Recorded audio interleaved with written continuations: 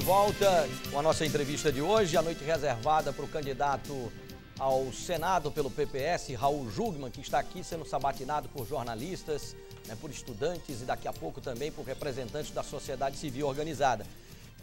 Quero convidar você para conhecer o nosso portal www.tvnova.tv.br e acompanhar as atividades do dia a dia da TV Nova, inclusive na caixinha lá Eleições 2010, todas as entrevistas que nós estamos fazendo e suas repercussões. É só você acessar, lá tem também as fotografias, os bastidores da entrevista, enfim, é só acompanhar, né, através também do nosso portal na internet. Vamos a mais uma rodada aqui com os estudantes. Vou começar lá com a Cíntia, né? A Cíntia que estava já envenenada lá, já com a segunda pergunta. Vamos lá, Cíntia, você.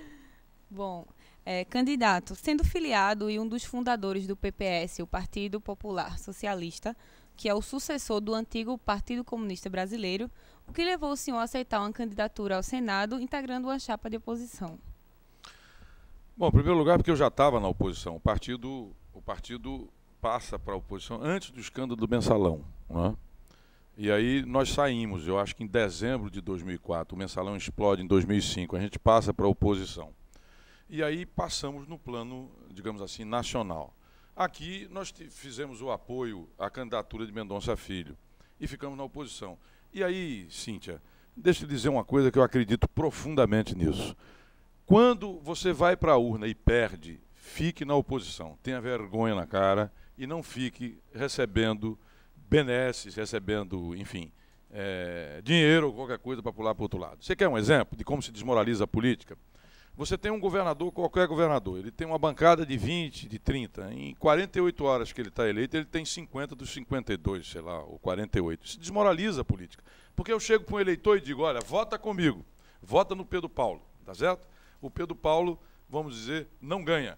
E imediatamente eu passo para o lado do Ed Ruas, que foi quem ganhou, o eleitor fica com a cara de trouxa. Ele se sente, desculpe, um linguajar que não se deve usar, ele sente um idiota, um corno, ou uma corna, no dia seguinte. Porque que história é essa? Quer dizer, alguém chegou e disse, olha, eu estou com o Pedro Paulo, vou ficar junto com o Pedro Paulo. Não é? Aí ganha o Ed. No dia seguinte eu estou aqui de braço dado com ele. E ele, que veio comigo no voto? Então, ficar em oposição, ter posição, e oposição é fundamental no regime democrático. Eu tive na Venezuela umas 2 ou 3 vezes, e eu vi agora tem eleições muito importantes, não é? Lá, o Chávez ocupou todo o Estado, e por isso ele faz o que quer e bem entende, não é? E a oposição também fez uma bobagem lá tremenda, porque tentou dar um golpe e depois se absteve, saiu, que é uma idiotice total. Mas, enfim, agora eles estão compreendendo que precisa, no regime democrático, ter oposição. Tem posição e oposição. Então, se eu perdi e o eleitorado me colocou na oposição, é lá que eu vou ficar e é lá que eu vou tentar um dia voltar ao poder para levar o meu programa, para levar minhas propostas. O da Cabral, vamos lá. Candidato, é impossível a gente pensar no futuro e não pensar no desenvolvimento econômico da região de Suape, por exemplo, os investimentos econômicos dali. Claro. Porém, um assunto que se fala muito, se comenta muito, é que com essa quantidade toda de estaleiro, será que vai ter mão de obra o suficiente para tanta demanda? E então eu queria saber do senhor se existe um projeto, né, para capacitar essa mão de obra, já que a gente importa tanto de outros estados. Meu velho, essa é, digamos assim, o coração das trevas, se a gente pode utilizar uma imagem. Não há nenhum lugar no futuro para nós, para Pernambuco, sem você desenvolver a nossa educação e sem você ter capacitação. Vamos a 2 exemplos. Você recentemente contratou 4.300 postos fora do estado de Pernambuco, ou seja, nós temos gente aqui desempregada precisando de impostos e você teve que buscar. No caso do Atlântico Sul, você precisava de tratorista de 2º grau, você não tinha, teve que buscar fora. Então, você pega o Porto Digital, por exemplo, carência tremenda. Eu tive esta semana no Sinduscom, e lá dentro do programa deles, é claro, mão de obra, inclusive dentro de um setor que tradicionalmente trabalha com a mão de obra, digamos, menos especializada, construção civil. Mesmo ela, hoje em dia, para concorrer, inclusive com a invasão que você tem pelo crescimento aqui, tá certo? De alguns setores, de empresas de fora, você não tem mão de obra qualificada. Agora, o que é que está acontecendo com a educação? Um rápido uma rápida passagem sobre educação. IDEB, que mede a qualidade do ensino fundamental, primeira e quarta série. Nós hoje estamos atrás do Ceará, abaixo da média do Nordeste, tá certo? E, portanto, nós estamos mal de primeira a quarta série. Na outra, de quinta a oitava do IDEB, tá certo? O que é que você tem? A mesma coisa, nós estamos atrás. E aqui tem algo inacreditável que eu quero aproveitar para fazer uma denúncia. A meta de Pernambuco, em 2021, é chegar a São Paulo de 2009. Percebeste? Nós estamos ferrados.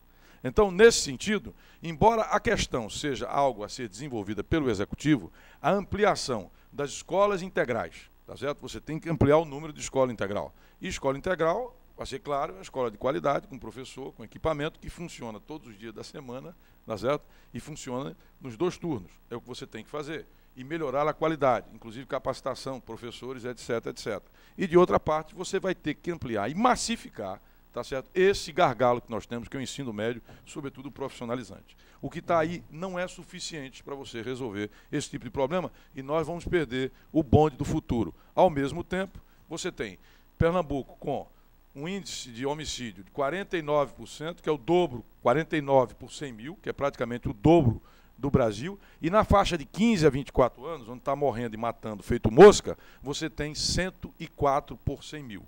O que quer dizer que nós temos indicadores na juventude aqui por morte e homicídio igual à Colômbia, onde você tem uma guerra civil. Portanto, só para enfatizar, essa é a questão central, capacitação, sobretudo, de jovens e adolescentes para o trabalho. Sem o que, eles não têm empregabilidade, não têm lugar no futuro. Luciana Valente. Candidato, recentemente nós tivemos a visita do ministro do Turismo, Luiz Barreto, e ele andou avaliando a área de hotelaria e falou que nós precisamos melhorar a infraestrutura porque está ultrapassada. E considerando que nós seremos anfitriões de Jogos da Copa de 2014, o senhor tem algum projeto para investir na área de turismo? Em primeiro lugar, eu tenho sérias dúvidas, já que você falou na Copa, se a arena deve ser ali em São Lourenço. Eu sobrevoei aquilo lá, que é uma área de preservação ambiental, e para você fazer o fluxo necessário das pessoas que têm que ir lá e voltar, você vai ter que mudar todo o sistema de malha viária. Então, a minha pergunta é o seguinte, de fato nós fizemos a melhor escolha? É a primeira questão para colocar aqui. A segunda questão é que nós temos uma perda de espaço por não trabalho do produto Pernambuco lá fora e também a não renovação da nova infraestrutura. Nós estamos perdendo para o Ceará há bastante tempo e estamos perdendo para a Bahia, evidente, há bastante tempo e também já hoje pelo Rio Grande do Norte e começamos a ser ameaçados por outros. Então, o que é que você pode e o que é que você tem que fazer? Em primeiro lugar, você tem que ampliar o turismo aqui em termos de leitos disponíveis, tá certo? Ampliar e voltar a ter o Recife, sobretudo, como um turismo voltado, o turismo de trabalho, o turismo executivo. Nós não vamos concorrer com o Porto de Galinha e com outros portos em termos de turismo de lazer. Em segundo lugar, ampliar o turismo temático, o turismo religioso, tá certo? O turismo com outras finalidades. Em terceiro lugar, nós temos que vender melhor o produto Pernambuco. O Pernambuco enquanto terminalidade, Pernambuco enquanto símbolo, que a Bahia faz tão bem. Vender lá fora, Pernambuco como produto. Nós temos que fazer campanha nesse sentido. Agora, vou também dizer uma coisa aqui de fundo para encerrar essa conversa. Olha, uma cidade onde as pessoas têm medo de andar. Uma cidade onde os filhos da gente, quando vão para a balada, a gente quase que não dorme preocupado. Uma cidade suja, tá certo? E uma cidade que não cheira muito bem, não é uma cidade muito favorável para você desenvolver turismo. Então, para você também desenvolver turismo, você tem que ampliar, tá certo? Uma faixa de segurança das pessoas, de acessibilidade das pessoas se deslocarem, você tem que melhorar o trânsito, enfim. Nós estamos com um dever de casa muito grande para você fazer aí e desenvolver. E eu acho que Pernambuco tem um produto extraordinário pela sua cultura, pela sua história, pela sua beleza, mas que infelizmente está sendo subutilizado nesse presente momento. Quero agradecer aqui a participação dos estudantes da Universidade Católica de Pernambuco, né, que questionaram e sabatinaram o candidato ao Senado pelo PPS, Raul Jugman. A gente continua a entrevista com jornalistas Anselmo Monteiro. Agora é sua vez. Candidato, as pesquisas, que são só um balizador, mas sinalizam nesse momento, há pouco mais de 2 semanas antes das eleições, de que dos candidatos ao Senado, o senhor figura por esse ranking entre o 3º e o 4º colocado, bem abaixo, portanto, dos 2 primeiros que deverão ser eleitos, são 2 vagas. O que o senhor pretende fazer nos próximos 15 dias, 2 semanas e um pouquinho, para reverter, para mudar essa tendência e garantir a sua ida à Câmara Alta a partir de janeiro em Brasília? Vamos aplicar, essa é a nossa arma secreta, o sistema 3S. Sabe o que é? Gosta que o senhor dissesse. Santinho, solado de sapato e saliva. Além, evidentemente, do aperto de mão, que é o que você tem que fazer sempre. Veja, evidentemente que eu não sou nesse momento o favorito, mas eu quero chamar a atenção para 3 coisas. E a gente comentava aqui. Para o Senado, 32% do eleitorado não tem candidato, 21% só tem um. Então a metade ou não tem ou tem apenas um candidato. Em segundo lugar, a minha tendência tem sido de crescimento. Lento, mas crescimento. E terceiro lugar, de todos os candidatos, eu sou o mais desconhecido. Ou seja, eu teria, teoricamente, maior espaço para crescer. Evidentemente que todo candidato sempre inflaciona as suas perspectivas. Mas a verdade é que eu acho que existe espaço, sim, para crescer. E lembro também, outro dia eu conversava com o Jair Vasconcelos, que me dizia o seguinte, por exemplo, Zé Jorge, quando foi candidato ao Senado, ansiosíssimo, porque não saía do canto. Ele disse, rapaz, não se preocupe, quando faltar 15, 16, 17 dias, você passa na frente. E ele efetivamente passou. E recordava também que eu comecei em torno de 10, 9, 11%, e que Sérgio Guerra, quando entrou na campanha em 2002, começou com 3%, com 4%. Isso quer dizer que a gente vai ganhar? Não, absolutamente não. Esse contrato você faz na urna. Mas, ao mesmo tempo, e eu concluo com a resposta do cientista Adriano Oliveira. Que disse recentemente, ontem, o seguinte, é pessimismo, é otimismo dizer que Raul, tá certo? Eu, no caso, Raul, é otimismo dizer que ele ganha, mas é pessimismo também dizer que não ganha. Resumo, o jogo não está jogado, bola rolando no gramado. É de ruas. Candidato, o senhor faz parte da coligação Pernambuco Pode Mais, que é formada pelo PMDB, PSDB, DEM, o seu partido, e o PMN. Só que nós temos observado que o PSDB, no caso, tem migrado para a bancada de Eduardo Campos. Dos 17 prefeitos do PSDB, 14 estão apoiando Eduardo Campos. Inclusive, recentemente, Pedro Eurico, que era o líder do PSDB na Assembleia Legislativa, declarou o apoio a Eduardo Campos. O senhor é o candidato substituto ao Senado do PSDB, já que Sérgio Guerra abdicou da vaga. Como é que o senhor está vendo a postura do PSDB dentro dessa eleição para com Jarbas e para com o grupo?